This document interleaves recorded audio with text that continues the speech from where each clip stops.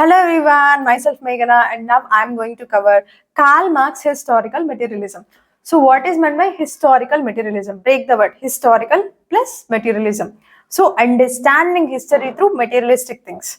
So evolution of society is happening through class conflict and the materialistic thing is changing. For example, primitive communism. There is no tools, no technology, nothing. Population is also very less. That is the stage one of the society. ఆ టైంలో ఏంటంటే ఏం లేవు, people అనేవాళ్ళు తక్కువ ఉండేవాళ్ళు, ఉన్నది తినేవాళ్ళు, ఏలినేషన్ తక్కువ ఉండేది, and people are okay with the society. And next second society, slave society. Tools got discovered. People started using things.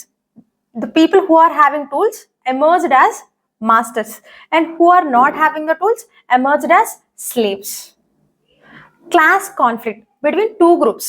So ఇక్కడ మాస్టర్స్ స్లేవ్స్ అనేవాళ్ళు కాన్ఫ్లిక్ట్ అనమాట. ఇక్కడ ఏంటి అంటే సొల్యూషన్ ఏంటంటే ల్యాండ్. ఇక్కడ ల్యాండ్ అనేది సొల్యూషన్ గా వచ్చింది అనమాట. సో న్యూట్రల్ ఐడియా అనమాట. ఈ ల్యాండ్ రావడం వల్ల the people who are having the land became landlords, and who are not having the land became serfs. అక్కడ కూడా మళ్ళీ కాన్ఫ్లిక్ట్ అనమాట. ఏంటి అంటే స్లేవ్ సొసైటీలో టూల్స్ లేకపోవడం వల్ల వాళ్ళు చాలా దారుణంగా ట్రీట్ చేసేవాళ్ళు అనమాట. అక్కడ నుంచి ఏలినేషన్ స్టార్ట్ అయింది. ప్రిమిటివ్ కమ్యూనిజంలో ఏలినేషన్ ఉండేదేమో, చాలా లెస్ ఉండేది, కానీ స్లేవ్ సొసైటీ నుంచి ఏలినేషన్ ఎక్కువ అయిపోయింది. So I maked a video on historical materialism and also the alienation. Go and see in my page. So historical materialism ఇట్లా ఎవల్యూషన్ అనేది జరుగుతుంది అనమాట. Evolution of society is taking place. This evolution is known as mode of production according to the Karl Marx. So understanding history, understanding how the evolution is going on. So by taking what aspects? By taking materialistic aspect. So the concept of historical materialism is taken from two persons. The first one is Hegel, and also the second one is Ludwig Feuerbach. He is an young Hegelian. So historical materialism. The word historical materialism is taken from the two persons, right? First from Hegel, dialectical idealism.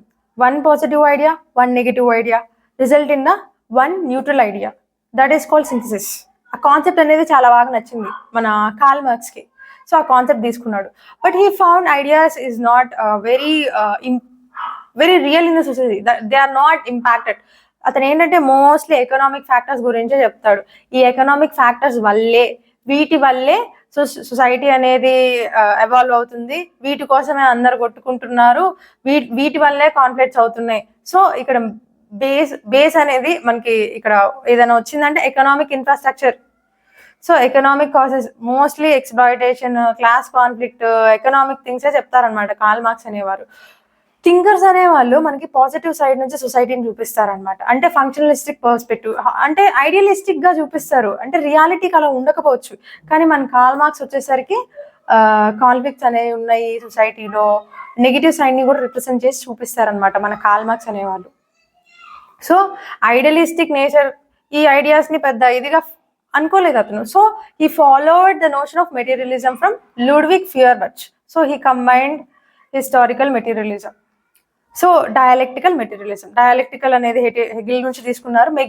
Materialism అనేది హెగిలియన్, అదే young హెగిలియన్ నుంచి తీసుకున్నారు అనమాట, Ludwig ఫియర్బచ్ నుంచి. So historical materialism అలా వచ్చింది అనమాట.